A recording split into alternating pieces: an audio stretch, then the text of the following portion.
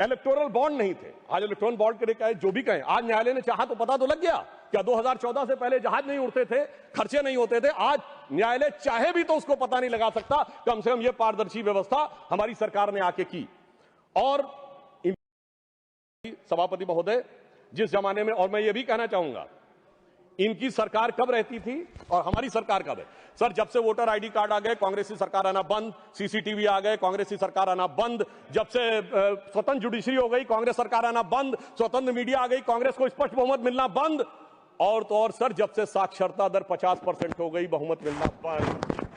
इनको कब बहुमत मिलता था? जिस जमाने में मतपेटियां लूटी जाती थी, बूथ कैप्चरिंग होती थी, गोलियां चलती थी, कट्टे बम चलते थे, और अनेक लोग गुजरात के चुनाव, बिहार के चुनावों में 80 लोग तक घायल होते थे। इन्हें लग रहा है शायद वही जमाना वापस आ जाए। तो मैं उनके लिए पूरी संवेदना से कहना चाहूंगा कि जो पुराना गीत था, गुजरा हुआ जमाना आता नहीं दोबारा, हाफिज सईद तुम्हारा। और अब मैं इसके बाद यह विषय कहना चाहूंगा कि जो इसके ऊपर आपत्ति की राजनीति की जाती है, आज मतदाता सूची को लेकर कांग्रेस आपत्ति कर रही है। मैं याद दिलाना चाहता हूं, 18 दिसंबर 1950 को डॉक्टर बाबा साहब अंबेडकर ने कहा कि जो इलेक्टोरल रोल्स हैं उनका हर 6 महीने में होना चाहिए रिवीजन, पर उनका कहना था व्यवहारिक दृष्टि से मुश्किल है तो 1 साल या 2 साल में कर दिया जाए। मगर सभापति महोदय, ये 20 साल में भी करने को तैयार नहीं है, और उसके बाद ये आरोप लगा रहे हैं। तो मैं इनसे पूछना चाहता हूं, अभी हमारे सम्मानित सदस्य कह रहे थे कि 45 दिन के बाद वो नहीं करते, उसका जवाब गृह मंत्री जी वहां पर दे चुके हैं। उन्होंने साफ साफ कहा 1991 में जो चेंजेस किए थे नरसिम्हा राव सरकार में, उसमें कोई भी एविडेंस, कोई भी पिटीशन 45 दिन तक ही हो सकती है। परंतु मैं पूछना चाहता हूं महोदय, बिहार के तो 45 दिन हुए, आज 45वां दिन है, क्यों नहीं अभी तक सीसीटीवी के लिए एप्लीकेशन दी है? अभी मैं कहना चाहूंगा, जाइए फोन करिए, शाम 5 बजे से पहले सीसीटीवी के लिए लगा दीजिए।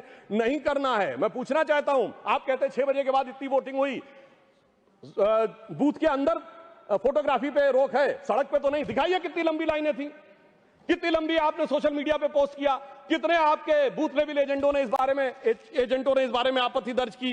परंतु सभापति महोदय, इसमें से कुछ भी नहीं करना है, केवल बवाल करना है। इनकी स्थिति क्या है? जैसे कोई बच्चा है, क्योंकि मैं टीचर रहा हूं तो मैं कहना चाहता हूं, कोई बच्चा है वो कहे मेरे नंबर कम आए, तो तरीका क्या है? स्क्रूटनी का फॉर्म भरो ना। स्क्रूटनी का फॉर्म थोड़ी भरूंगा, मैंने बयान दे दिया, इतना काफी है, मगर एग्जामिनेशन कंडक्टिंग बॉडी मेरी दोबारा कॉपी जांच के दे दे। चलिए मैं दूसरा उदाहरण देता हूं। क्रिकेट का मैच हो रहा है और टीम को लगा कि बैट्समैन आउट था, अंपायर ने नॉट आउट दिया, तो क्या है? रिव्यू डिसीजन में जाओ ना। रिव्यू डिसीजन में नहीं जाऊंगा, मैंने प्रेस कॉन्फ्रेंस कर दिया, अब थर्ड एम्पायर अपने आप डिसीजन दे दे। मुझे लगता है वो लोग क्यों नहीं जाना चाहते, उसमें और कोई कारण नहीं है। अभी तक लोकतंत्र को वो समझ नहीं पाए हैं कि एक चाय वाले ने आकर जो स्थान ग्रहण कर लिया है, तो जो साहिब आलम थे, जो फर्जंद अंजुमन थे, जो वली अहद सल्तनत थे, जो मानते थे राज करना उनका जन्मसिद्ध अधिकार है, वो इन चीजों के ऊपर अभी तक तय नहीं कर पाए। अब मैं दूसरी बात बताना चाहता हूं सर, बड़ी विचित्र बात है, एक बार कांग्रेस पार्टी के बड़े नेता विदेश जाते हैं, फिर आके एक सो कॉल्ड हाइड्रोजन बम फोड़ते हैं, फिर लौट के जाते हैं दूसरा बम फोड़ते हैं। पर मुझे आश्चर्य लगता है सर, कर्नाटक के मुद्दे पे प्रेस कॉन्फ्रेंस होती है और वो दिल्ली में होती है। कर्नाटक में आपकी सरकार है, न वहां का सीएम, न डिप्टी सीएम, न प्रदेश अध्यक्ष, और आपके तो राष्ट्रीय अध्यक्ष भी कर्नाटक से हैं। सभापति महोदय, वो भी नहीं रहते हैं। और कर्नाटक पे पीसी होती है और उन्होंने कहा हाइड्रोजन बम फोड़ेंगे। तो इस पे मुझे याद आता है, एक पाकिस्तान के मंत्री थे, शायद वो राशिद चौधरी उनका नाम था, जिन्होंने कहा था हमारे पास पाव पाव भर के एटम बम है। मगर मुझे लगता है जो कांग्रेस ने हाइड्रोजन बम छोड़ा वो शायद पाव भर का नहीं, छटाक भर का भी नहीं था। और वैसे मैं ये भी बता देना चाहता हूं, आप जब सरकार में थे तब भी बम नहीं छोड़ पाए थे। 1974 का परमाणु विस्फोट बम के लिए नहीं हुआ था। सरकार का ऑफिशियल बयान था कि ये केवल शांतिपूर्ण कार्यों के लिए हुआ है। ऑन द कॉन्ट्रेरी 11 और 13 मई 1998 को अटल जी की सरकार ने जब किया तो भारत ने कहा था we are the nuclear state. तो हाइड्रोजन बम सरकार में भी हम ही ने बनाया था, और आप न विपक्ष में कर पा रहे हैं न सत्ता पक्ष में रह के कर पा रहे थे। अब मैं दूसरी बात कहना चाहता हूं, जो वोट चोरी की बात बहुत होती है, तो मैं याद दिलाना चाहता हूं, बिहार का चुनाव संपन्न हुआ है, कोई कहे चोरी हो गई तो उसके पास कुछ होना चाहिए सामान जिसकी चोरी हो गई। तो मैं आंकड़ा रखना चाहता हूं सदन के सामने, विगत 35 सालों से किस ढंग से कांग्रेस का वोट घट रहा है। 1990 में 71 सीटें जीती, 24% वोट, 103 पे जमानत जब्त। 1995 29 सीटें जीती, 16% वोट, 167 पे जमानत जब्त। सन 2000 में 23 सीटें जीती, 11% वोट, 231 पे जमानत जब्त। 2005 में पूरी सीटें लड़े नहीं, कुल लड़े 58, जिसमें जीते 9, 6% वोट।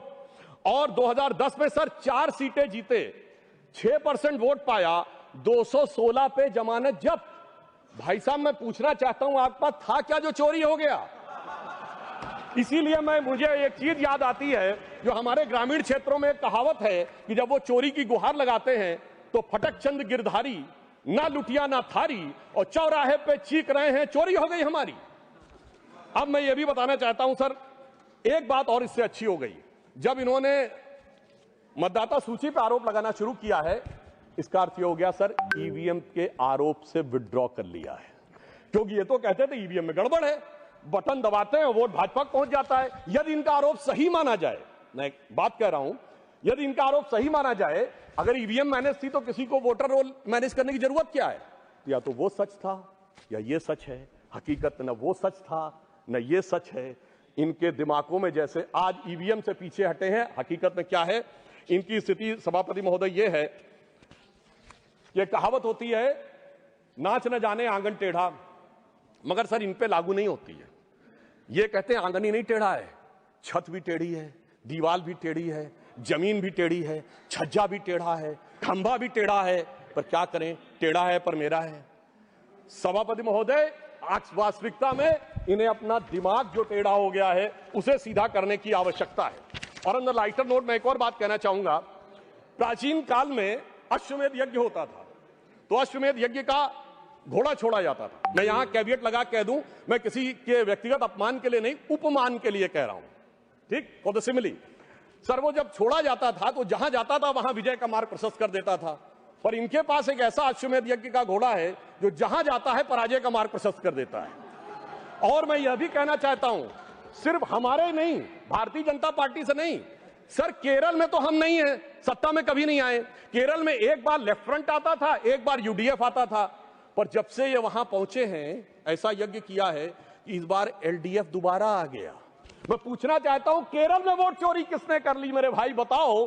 क्योंकि कारण क्या है कि जो इन बात को समझने के लिए तैयार नहीं रहते हैं, उसका एक कारण। दूसरा, ये कहते हैं परसेंटेज ऑफ वोट हमारा बड़ा, देखिए नजदीक था फिर भी सीटें क्यों कम हो गई, उसका कारण है इनको वोट का वितरण देखना चाहिए। मैं उदाहरण देना चाहता हूं, हरियाणा में सबसे बड़ी जीत किस कॉन्स्टिट्यूएंसी में हुई? हुड्डा साहब नहीं जीते, फिरोजपुर जिरका में मम्मन खान 98,000 से जीते। झारखंड में सबसे बड़ी जीत कहां पे हुई? वहां पे पाकुड़ क्षेत्र में निशात आलम 86,000 से जीते।